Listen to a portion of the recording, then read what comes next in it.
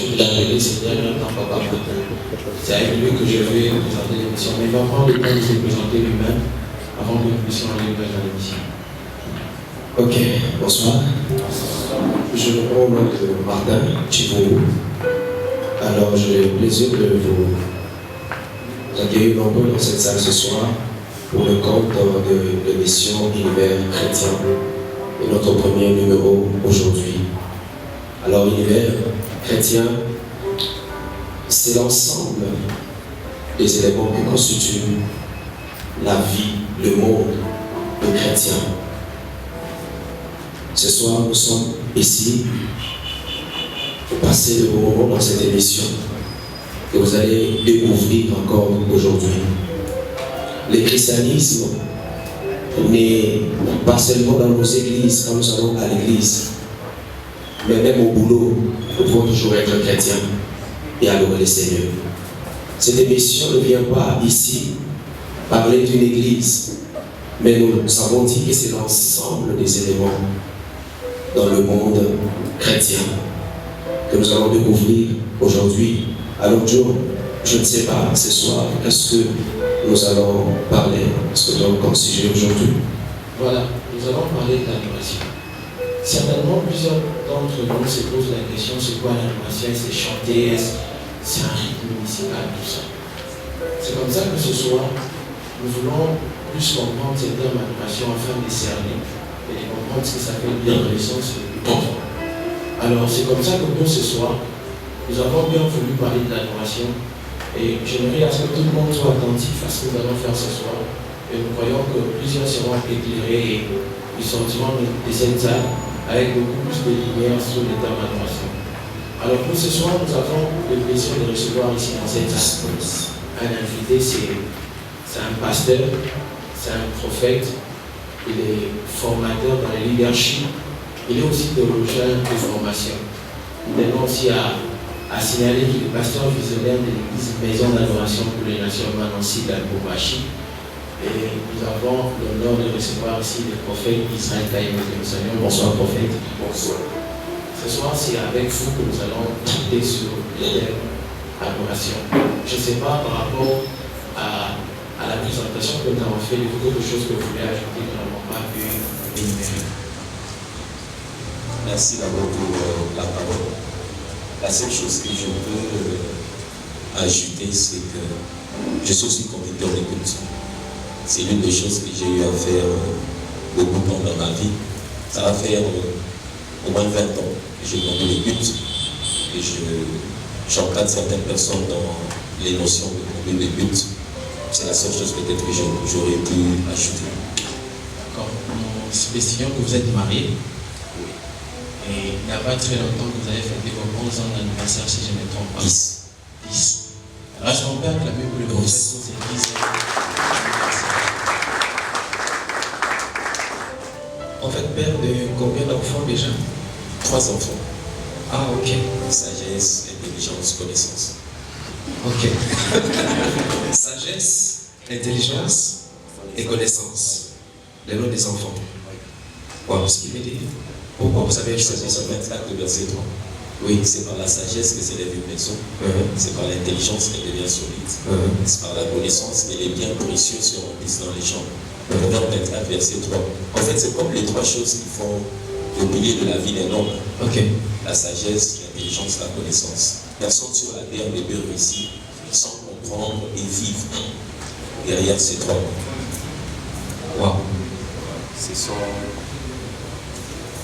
les mots qui sont comme le triangle, le pilier, le fondement de la vie de notre réussite. Ok. Wow, c'est formidable. Vraiment intéressant. Sagesse, intelligence et connaissance. Les 3 piliers qui font la vie de l'homme. J'aimerais parler rapidement, vous donner l'objectif de cette émission que nous commençons aujourd'hui. Et cette émission a pour objectif, a pour but de permettre à tout chrétien de nommer Dieu, d'adorer Dieu dans son couloir, dans son domaine. Tu es businessman, tu dois apprendre à adorer le Seigneur dans ton domaine. Tu es musicien, tu es chanteur à l'église, tu es politicien, tu es, je ne sais pas, le domaine où tu exerces quelque chose. Mais cette émission va t'aider à comprendre comment honorer Dieu dans ton domaine. C'est pourquoi nous parlons de l'univers chrétien, l'ensemble des éléments qui constituent le monde chrétien. Voilà, c'est comme ça que le mot n'est pas si compris qu'on pense que l'adoration ce n'est qu'un moment dans un culte. On pense que l'adoration ce n'est que quelques minutes que nous avons dans un culte. Mais nous espérons qu'à travers cette émission, nous pourrions tous comprendre une chose, que l'adoration ne s'arrête pas dans un culte. Quelqu'un qui fait des business, il n'est pas obligé d'être des grands groupes d'adoration. Non. Il peut adorer le Seigneur dans ses business. Une femme qui est à la maison, une femme ménagère, il peut adorer. Alors c'est comme ça que le prophète, nous aimerions comprendre ce soir. Selon vous et selon la compréhension de la Bible, c'est quoi l'adoration? À quoi est-ce qu'on fait allusion quand on parle d'adoration? Comment on doit adorer? Et pendant 20 minutes, nous n'allons pas vous interrompre. Vous allez nous parler de l'adoration. Et après, nous demanderons à la salle, vous avez des questions, faites-les parvenir aux protocoles qui sont là. Et nous allons poser ces questions au prophète, de telle manière que nous puissions avoir des éclaircissements par rapport à cette terme adoration. C'est quoi l'adoration prophète? Ok, si nous devons rentrer dans la Bible, il y a le passage de Genèse chapitre 18 et Genèse chapitre 22.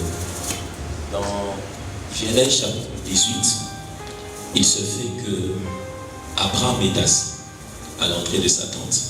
La Bible déclare que l'Éternel lui apparaît. Il court et la Bible dit qu'il se prosterne. Dans Genèse chapitre 22, Dieu appelle Abraham, il le met à l'épreuve et lui demande d'aller offrir son fils, son unique, Isaac. Et le terme qui est utilisé là-bas, c'est Shaukao. Dans la Bible, il y a ce qu'on appelle la loi de la première mention, c'est-à-dire la première fois où un mot a été utilisé pour en comprendre le sens. Lorsque nous rentrons dans ces deux passages, nous comprenons exactement que adorer, c'est réagir à la révélation de Dieu. Adorer, c'est réagir à la manière dont Dieu se révèle à la personne. Ce n'est pas d'abord un style, ce n'est pas d'abord une forme de danse ou de cantique que l'on chante. Les chants sont l'expression de notre manière d'adorer face à la révélation qu'on a reçue de Dieu. Mais adorer ne veut pas dire chanter. On peut adorer sans chanter. On peut adorer sans chanter. Dans le contexte de Genèse chapitre 22, qui a été retenu comme le texte de base qui parle d'adoration, qu'est-ce qui se passe? Dieu se révèle, il appelle un homme. Abraham dit au serviteur à un certain moment, restez ici. Moi et l'enfant, nous allons aller adorer. Quand il monte, la Bible ne dit pas qu'Abraham chanta.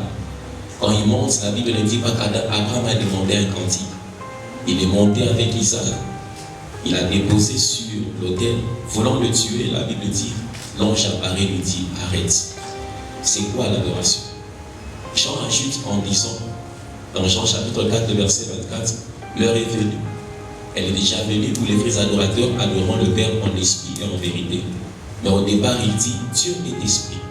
Il faut que ceux qui l'adorent en esprit et en vérité. Les termes anglais nous permettent maintenant de réunir toutes ces définitions.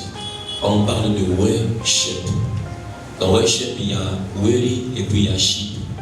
Worry signifie valeur. Sheep signifie bateau. Quand on parle de worship, on fait allusion à prendre quelque chose de valeur, le déposer sur le bateau et puis donner une direction. En d'autres termes, adorer, c'est ramener à Dieu sa valeur. Mais comment allez-vous ramener à Dieu sa valeur? La valeur, on la ramène avec deux expressions des choses. Les choses que nous disons et les choses que nous donnons. Tel que tu es là pour savoir que quelqu'un te donne de la valeur, il faudra entendre ce qu'il dit de toi. Si tu n'entends pas ce qu'il dit de toi, il faudra entendre, voir ce qu'il est capable de te donner. Au travers de ce que nous disons, au travers de ce que nous donnons, on exprime l'adoration. Adorer, c'est ramener à Dieu sa valeur sur base de la manière dont nous saisissons la révélation. Et Jean est en train de faire comprendre que ce n'est pas un problème des dieux, parce que dans la manière de faire de l'Ancien et du Nouveau Testament, il y a des concepts qui changent. Dans la manière de faire de l'Ancien Testament, on se battait beaucoup plus pour le lieu, un espace géographique. Mais dans la manière de faire du Nouveau Testament, ce n'est plus quelque chose des lieux, mais c'est quelque chose qui se passe au niveau de l'esprit. On dit en esprit et en vérité. L'esprit est devenu le lieu par excellence de l'adoration. Ce n'est plus quelque chose où nous devons faire un mouvement sur le plan physique, mais c'est devenu une activité que nous devons saisir sur le plan spirituel. C'est comme ça, la nouvelle naissance change la compréhension et l'activité de l'adoration, qui n'est plus un moment comme tu le disais dans le culte, mais qui devient un mode de vie. Si Dieu est le maître de nos vies, le centre de nos vies, c'est-à-dire tout ce que nous faisons et tout ce que nous disons doit exprimer qu'il y a un être supérieur qui se trouve dans notre vie. Cet être supérieur s'appelle Dieu. Le style de vie de chrétien, c'est un acte d'adoration. Tout ce qu'un chrétien fait, il le fait en fonction d'un maître qui se trouve au-dessus de lui. La manière dont il travaille, dans le lieu de travail, l'acte d'obéissance à Dieu est l'expression de l'adoration. C'est à ce niveau où nous faisons la différence entre les termes louange, action de grâce et puis adoration. Quand on dit, on loue Dieu, on le loue pour sa bonté, pour ce qu'il a fait. On l'adore pour ce qu'il est. L'adoration nous relie à la nature de Dieu. Il y a une interaction entre ce qu'il est, ce que nous avons saisi et la manière de réagir. C'est ainsi que dans un culte en principe, on ne sait pas chronométrer quand est-ce que commence l'adoration, quand est-ce qu'elle termine. Parce que l'objet et l'objectif du culte se trouvent autour de ce mot qui est adoration. Adorer, c'est ramener à Dieu sa valeur sur base de ce que nous avons saisi de lui. C'est réagir à sa révélation. Et quand Jean parle de en esprit,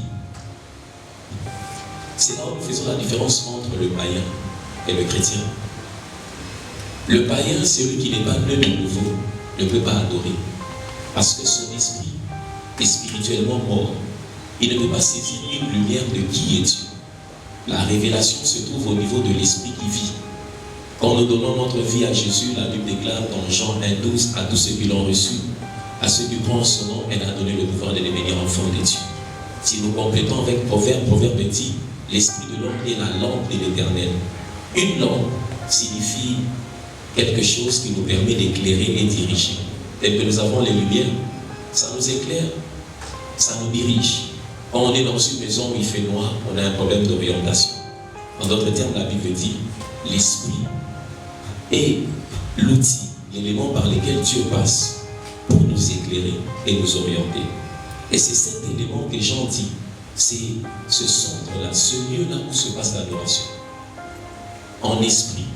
Dans d'autres versions, on parle de par l'esprit. Pour dire que l'agent, le modérateur de l'adoration, c'est le Saint-Esprit qui vit en nous. C'est celui qui, sur base de ce que Dieu a prévu de nous révéler, nous amène à adorer. Nous saisissons la fréquence d'adoration, non pas de manière